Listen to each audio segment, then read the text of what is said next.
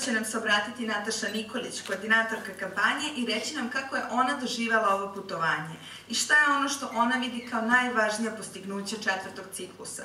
Molim vas da aplauzom pozdravimo Natašu.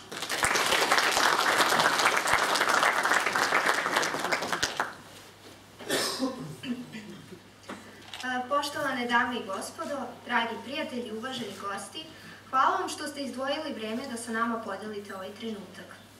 S izvesnom dozom ponosa mogu da kažem da smo stigli do kraja jednog neverovatnog putovanja, stoga mi je zaista i dužnost da izrazim veliku zahvalnost svim autorima i autorkama koji su se i pored svojih obaveza iznad svih očekivanja odazvali u ovolikom broju, pre svega onima koji su danas doputovali u Beograd zbog dodele nagrada. Posebno toplu dobrodošlicu želim i gospođi Tatjani Banjanin, pomoćnici pokrajinskog sekretara za kulturu, javno informisanje i odnose s verskim zajednicama, i gospodina Mitića, predstavnika Veća za kulturu opštine Vračar. Vaše prisustvo pokazuje koliko značaja pridajete kulturi Srbije.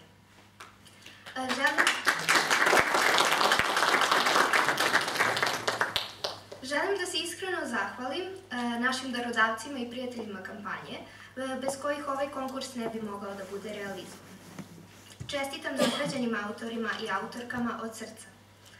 Kao što znate, Društvo za akademski razvoj je 2013. godine pokrenulo kampanju za očuvanje i promociju kulturne baštine u Srbiji. Zašto radimo to što radimo? S obzirom na činjenicu da je jedan duži vremenski period iz različitih razloga kultura bila u velikoj meri zanemarivana i prećutkivana, svakako je najvažnije, barem korak po korak, probuditi još veće interesovanje, animirati na najpogodniji način sredinu, naročito najmlađe. Nije to lako, jer upoznavanje sopstvene kulture iziskuje određeno angažovanje, a ne tek usputno zahvatanje tih dostignuća. Ipak, po prirodi stvari, svako može i treba u granicama mogućnosti i potreba da se upozna sa kulturom Srbije, jer ona pripada svakome od nas. Pri tome, pak, na sreću postoje i neke izvanredno povoljne okolnosti, a to je u prvom redu sama činjenica što postoji dragocena kulturna baština, a zatim i naročito valja računati na radoznalost svakog pojedinca. Dela iz prošlosti, pogotovo ako su iz bilo kog razloga ostala nepoznata, predstavljaju svojevrsno kulturno blago koje vremenom dobija istorijsku patinu. Zato čak i ono što je na izgled zastarelo i prevaziđeno otkriva svoj značaj i vrednost oslikavanja svog vremena. Zato svaki susret s tim tekovinama iz prošlih vremena ima očaravajuće dejstvo, deluje kao svojevrsno otkriće, u svakom slučaju drugačije nego kada upoznamo, na primjer, neko novo tehnološko dostignuće. Kulturno nasleđe čini duhovnu i materijalnu osnovu postojanja jednog društva i zato je potrebno pažljivo čuvati svoju kulturu.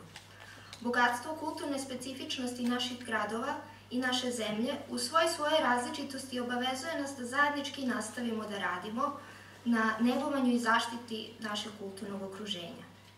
Ovu raznolikost možemo posmatrati kao kulturološki mozaik, kompoziciju koju svi delovi sami po sebi nose vrednost, koji sliku našeg društva i okruženja čine neodvojivim delom svetske kulturne baštine. Kampanjom Kultura na dar želimo da postavimo nove standarde u promociji i otkrivanju široj javnosti kulturnih vrednosti i lepota naše zemlje, a naravno to ne bi bilo moguće bez vaše pomoći. Nadamo se da će pristigli filmovi i fotografije podstaći građane Srbije da posvete više vremena kulturi.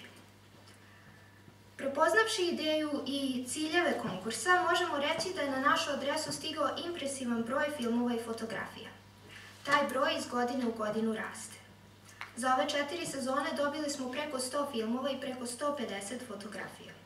Stoga posebnu zahvalnost želela bih da iskažem članovima žirija, koji su imali težak zadatak da od velikog broja fotografija i filmova izaberu nagrađene. Zahvaljujemo se svim učesnicima na radovima, jer su svojim doprinosom postavili snažan temelj za još ambicioznije planove za narednu sezonu. Tako da 4. sezona konkursa, koja je za nama, nagoveštava dugu i uspešnu tradiciju. Hvala.